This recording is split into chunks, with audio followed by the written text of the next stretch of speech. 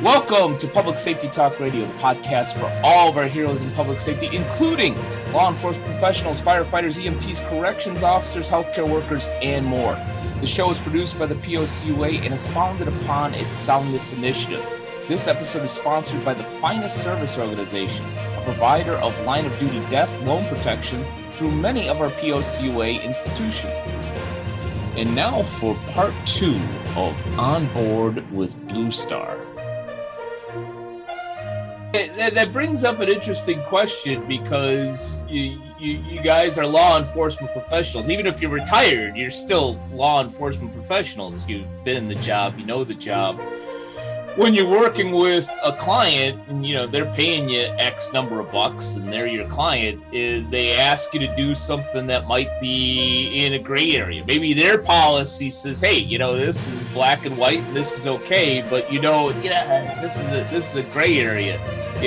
What do you do in those situations? Are they no longer a client? Do you work with them on that? Do you slap them upside the head? What is it that you do in those types of situations? You know what? That happens a lot.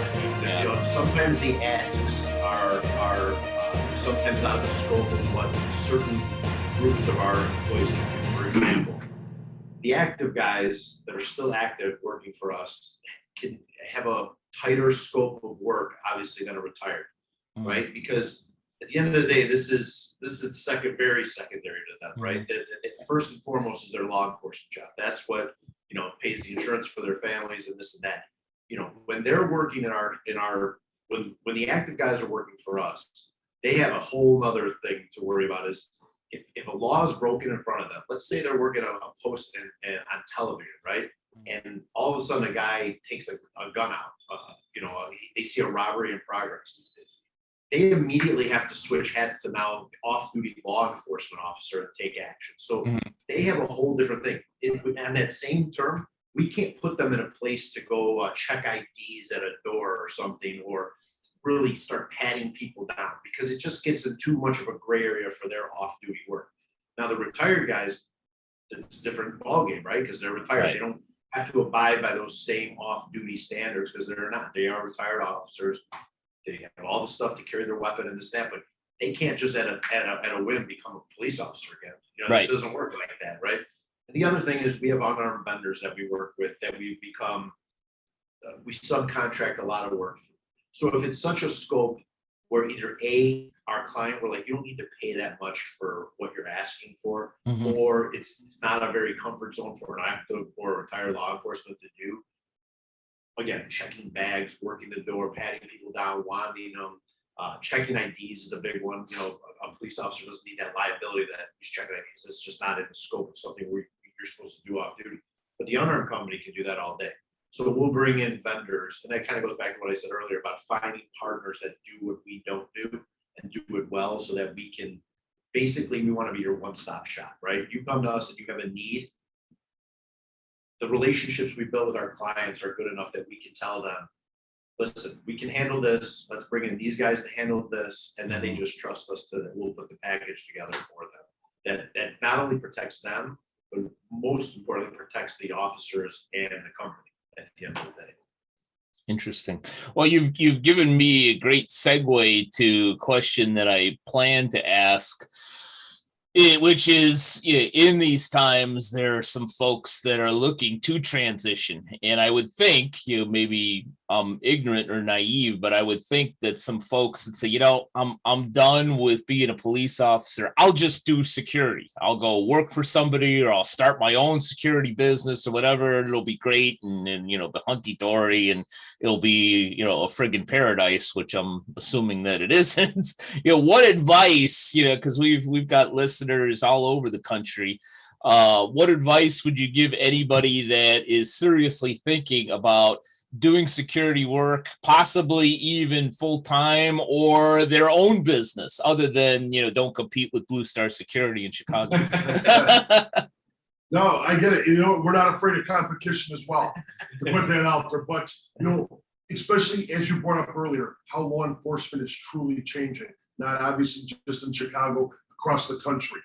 Many, when I say many, our friends, our family, we know people near and dear to us that are on that fence. It's like, is there anything else outside of law enforcement? Because others are looking. It's no secret.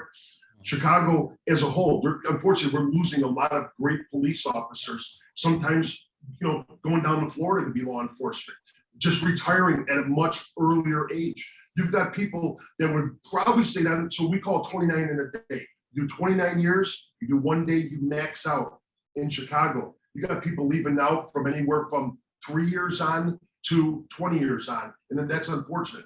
The nice thing about Blue Star Security and that option that we offer is that there is something else, and that's us. Maybe you want to work in a place of worship.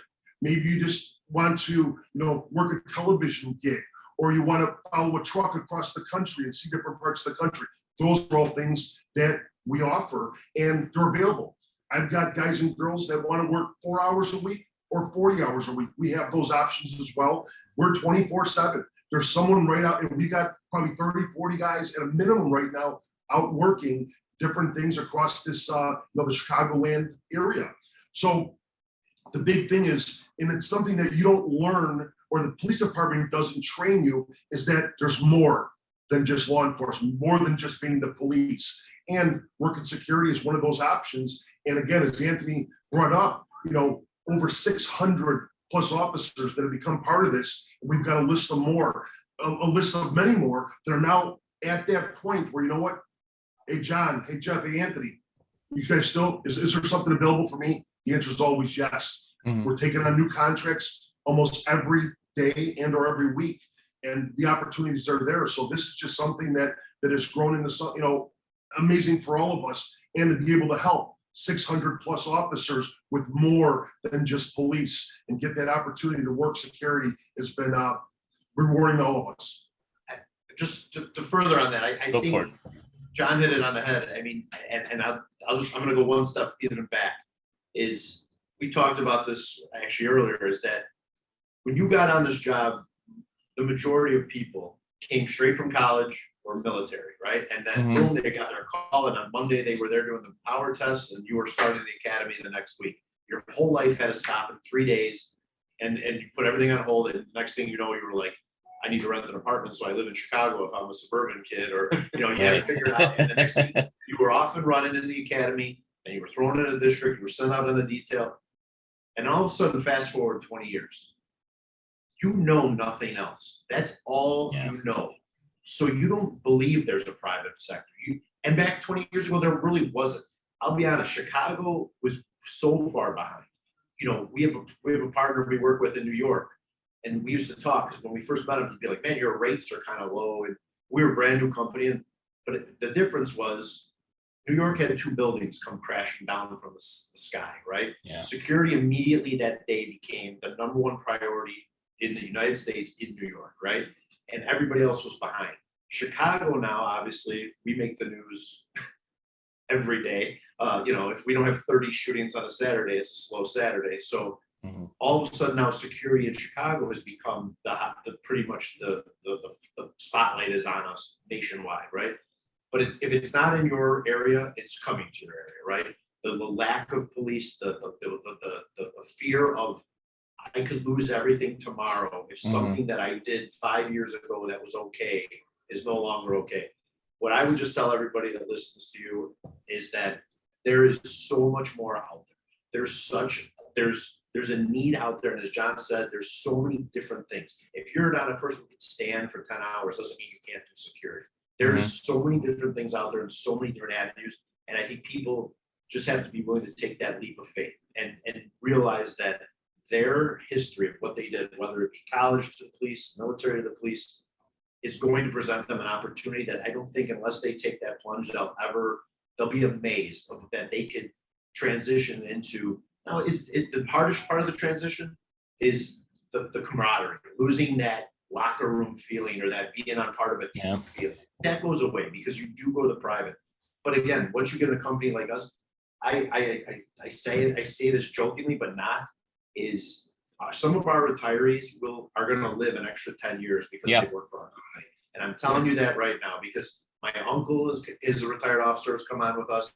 He's made friends that he didn't know on the job. it keeps him going. It gives him an excitement. It makes him still part of the team. And I think whether you want to be an owner, which again, everyone wants to be an owner. We have a ton of friends that want to start companies, and now they work for, and it's worked out great because if we didn't have someone show us how to do it, we probably would have failed too. Because but you don't need to be an owner to be part of the team. You can be just as much invested in the company as an owner by putting your heart and soul and your thing, or you could be a retired guy who only wants to work, like John said, a couple shifts a week. But I'm telling you, it keeps these guys alive, because we all grew up on a job where we watched too many guys retire and then die. And then I was at their wake a year later, or they didn't even make it to them. And that's a shame. And it's sometimes fear of leaving something to the unknown. And the unknown isn't so bad. The unknown there's a lot of opportunity out there, and there's more opportunity than there ever has been in the private world. And I'll bring up one thing on that note, what Jeff just said about that kind of unfortunate, where you have that guy or girl that maxes out and then only collects their pension. Two things. One thing I learned, and this goes back some years from a friend, it's not how much your pension check is, but how many you receive. That's huge. How many checks you actually get. Okay. The second one, there was a study conducted. It might be a little outdated now, but it's still so relevant. So 63 is the maximum age you can go in Chicago. I got in at 23. That'd be 40 years. Obviously, that's not going to happen. Okay. With that being said, is that those that left around the average age of 53 collected a pension for 17 years. Again, 17 years. Those that maxed out at 63 collected for an average of 17 months. Yeah. If that doesn't tell you right now or right there that it may be time to seek opportunities elsewhere, I don't know what it is. But anyhow. And I just want to add one thing for listeners out there, whether you're in Chicago or anywhere else that you're listening from. You know, if you're on that fence, there are opportunities. We are busier than ever. Unfortunately, we're capitalizing, and the need for us is higher than ever, right? We're capitalizing on a lot of things that are taking place in this city, but we have more work right now than we've ever had before. And we're hiring at record paces. Younger retirees that are just a little bit burnt out or just a little uncertain about what their future is with the departments. And like Jeff said, if you don't take the chance, you're never going to know. But I want people to know that, for local people, we're hiring on a daily basis. We have somebody in the office right now getting hired. So we're hiring all the time, and we have affiliates all over the country, in New York, in California, in Louisville, in Nashville. I mean, the list goes on forever, and they're all going through the same thing, right? Chicago's not the only major city experiencing this shortage of police and the amount of retirees. And these same affiliates are hiring at record paces just like we are. Now a word from one of the POCUA's proud business partners, OfficerPrivacy.com. OfficerPrivacy.com was founded by Pete James, a law enforcement professional with over 25 years of experience. Pete wanted to find a way to help law enforcement officers protect themselves and their families. So he formed a team to create a way to quickly identify and remove their information from certain sites. OfficerPrivacy.com is the result. This service is already offered through a select few of our POCUA organizations. As a listener of Public Safety Talk Radio, you can take advantage of a special offer from OfficerPrivacy.com. Go to OfficerPrivacy.com/POCUA, and when you sign up, you'll get 2 additional bonuses. In addition to removing your personal information from the top 30 people search sites, they will give you your first 2 months of monitoring free. This is a value of $39.98. In addition to that, you'll receive a cell phone privacy device, a $19.99 value.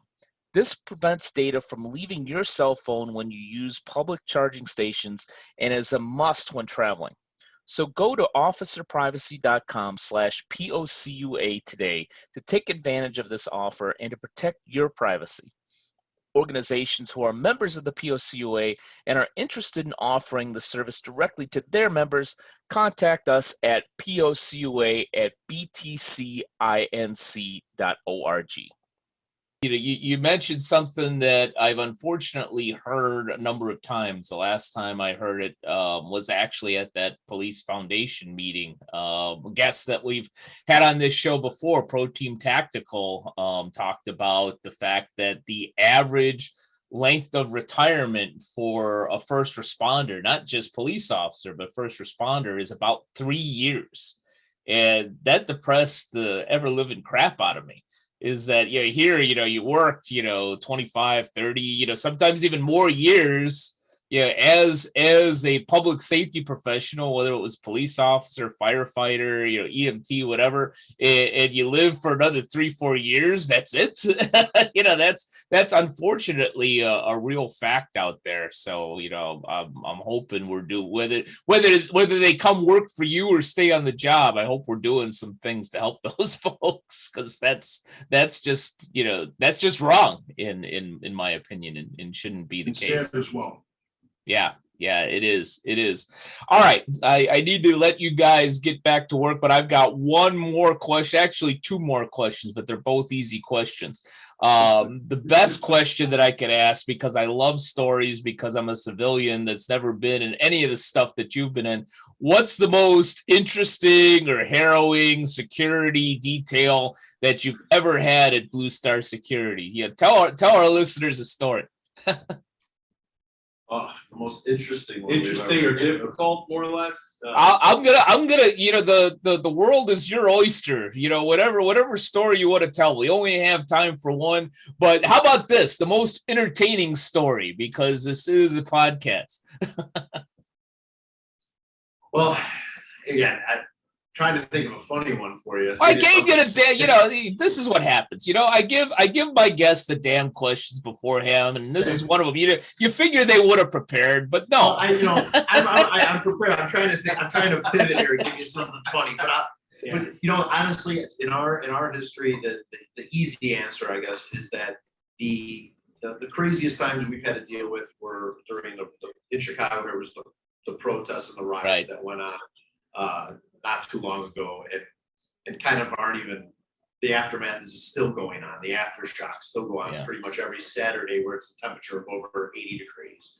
So which isn't happening now. Yeah, well, it did. Last Saturday we had one night at 82, and we got 30 some shootings and a bunch of stores busted into. But but that would definitely be the most trying time of our history, in the sense that it was mass panic here. I mean, it was something that even as police officers we've never envisioned. I had just left the job, so it was the first time full time here where it wasn't really what you signed up for. Like, oh, good, I left, and 3 months later, we had calls coming in. I mean, we couldn't even keep up with them, and trying to balance keeping current clients who are panicking. They're downtown, they're in high-rise buildings, they need security. We have 2 problems now. All of our active law enforcement were canceled the day off and working for the city. So there went, 400 of our bodies out the door, at least, if not more. So now we're calling the retired guys. We're trying to figure out how do we get these guys even down there safely? How do we navigate through this?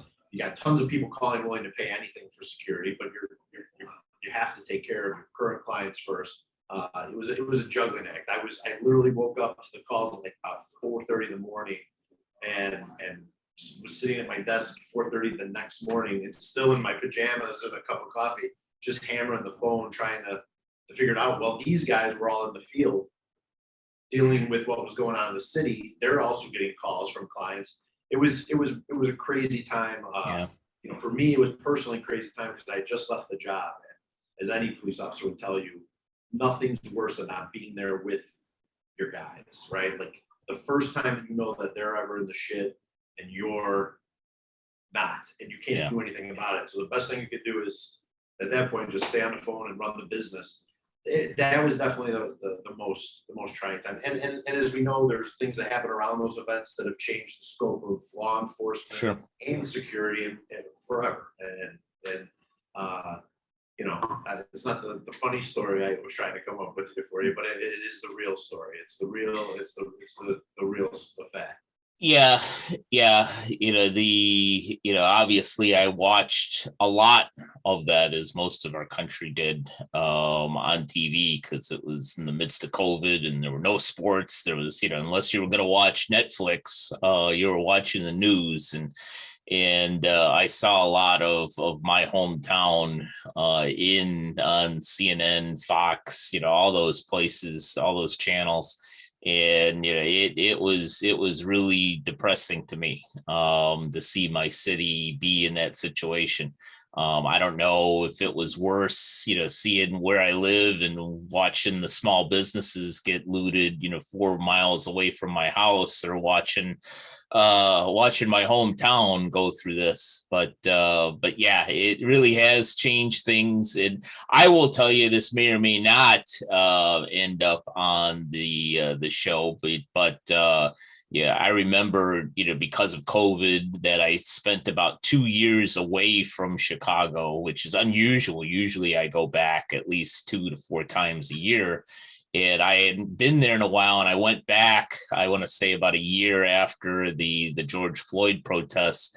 And it walking around, downtown, around DePaul, where I went to school, and it just felt different. I couldn't even put my finger on exactly what is different and say, hey, this is why it's different. It just had a completely different feel. I remember, walking around on Michigan Avenue at 3 a.m. sometimes, and never felt uneasy about it. But it just, I didn't want to say that I was fearful, but it just felt different, almost like an eerie feeling walking, down Wabash at 8:30 at night. Yeah, you never in the city. It's funny you say. I graduated from DePaul as well. Lived in Lincoln Park. You seem like a smart guy. That's cool. Gotta have one of every three, right? Yeah.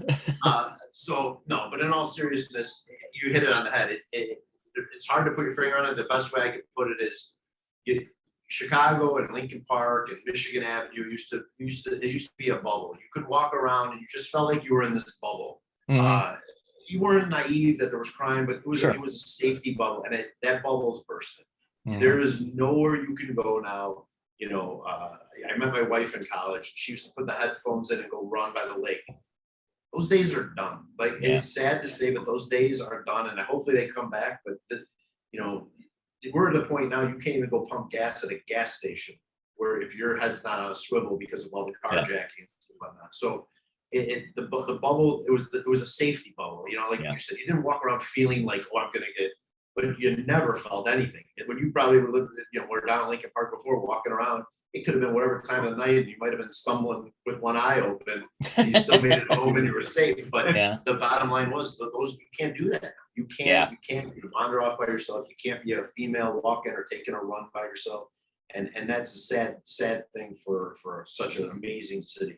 Yeah, for what it's worth, here in Los Angeles County, we deal with some of the same things. In fact, my wife is forbidden from ever getting gas for either one of our cars. I go, I probably shouldn't say this on a recording. I don't have a firearm, but I have a weapon at my side just in case. And we live in a pretty good neighborhood, but it's for some reason, some very, very interesting people that don't seem to be on the up and up, like to hang out at gas stations. So that's unfortunate. But to kind of wrap this up and end on a much lighter note, and definitely one of the most important questions that I'll ask you in this episode, when you were talking about earlier that you were on the phone in your pajamas, what kind of pajamas were they? Did they have hearts on them? Roses, freaking tulips, what did they look like, man? Were they manly, or were you feeling, kind of pretty that day? Some nice shorts, and I'm hoping I get a nice T-shirt from being on the show, and then I'll get my new pajamas. Yeah, okay. Yeah. We'll see what we could do. But so, last question for all those folks out there that are listening, that may be looking for a security company, that may be looking for a new opportunity, how best can they find Blue Star Security out there? So Blue Star, you can go to bluestarsecurityltd.com. We have Instagram, we have Facebook, we have LinkedIn. We consistently post in the FOP magazine. We post to the districts. We have guys contacting the suburban department, state police, Cook County sheriffs. So anybody who's interested, you can go on our website. There's a new applicant field. You put in pertinent information and somebody usually call you within 24 hours. We do our hiring Monday through Thursday every week. And like I said, we're hiring at an extremely high rate. As of late, a lot of retirees in the last few months have came in looking for some work. And, Ken, I just wanted to mention one more thing that Please. 3 of us are involved with, and it's something very true to our hearts. We're involved with an organization called Bank the Blue, okay? It's a non-for-profit organization, and I know you have a lot of law enforcement, active and retired law enforcement listening into this show. And I just want to, put this out there. If any of them are going through a difficult time in their lives, as a lot of us are, or they're overwhelmed, or they're stressed. Unfortunately, suicide in law enforcement is at an all-time high right now. And this is an organization, Bank the Blue, where we provide 24-hour mental health treatment. We partnered with another organization called Copline, where they can pick up the phone and they can get immediate attention instead of waiting or trying to go through their respective police department, where, quite frankly, a lot of them are understaffed when it comes to mental health treatment. So this is just another avenue. You can go to banktheblue.com or copline.com and just get some help. We have 24/7 people, call takers, all of which are former law enforcement from all around the country that are willing to help you out and get through a difficult time. Yeah, no, that's a great point, and I'll definitely leave that in this show and remind people that whether it is Bank the Blue, Copline, one of our partners, Serve and Protect, I really don't care which, if there's a fourth that we haven't even mentioned, if you're having a rough time, however that is, reach out to somebody. As a good friend of mine and former guest of this show, if I remember it correctly, Sean Douglas, who wasn't a police officer, but was an active Air Force and is a suicide provider, as he always says, reach out to somebody. Even as he was with a loaded firearm and a bottle of Jack Daniels, he made a different choice and reached out to somebody, and he's doing some amazing things out there, not only entrepreneurially, but for his family. So definitely reach out to any of those folks, whether it's a friend or one of those resources. Definitely do that. And as these gentlemen said, reach out if you need a job, reach out to them on Friday only. And find them on TikTok. You guys are on TikTok, right? You're making like cat videos, or dog videos. You got the dog back there. That's it. but gentlemen, I had a lot of fun with you today. I learned a lot, and could definitely have spent another hour with you, but maybe that's a different show that has a more comedic tone to it. But I really appreciate your time and loved every minute of you guys. Yeah, thanks so much for being on the show. Ken, thank you so much. Have a great day, sir. Thank you. And thank you to all of you who have either watched or listened to this episode of Public Safety Talk Radio. And we'll be back with you next week with another great group of guests. Public Safety Talk Radio is produced by the POCUA. POCUA is a consortium of financial institutions serving law enforcement as well as other first responders and public safety professionals. To learn more about our association and to find one of our credit unions or service providers near you, go to www.policecreditunions.com.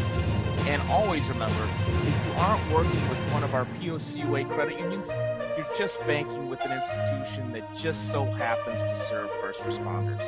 As a public safety professional, you and your family deserve better. Find a POCUA credit union today.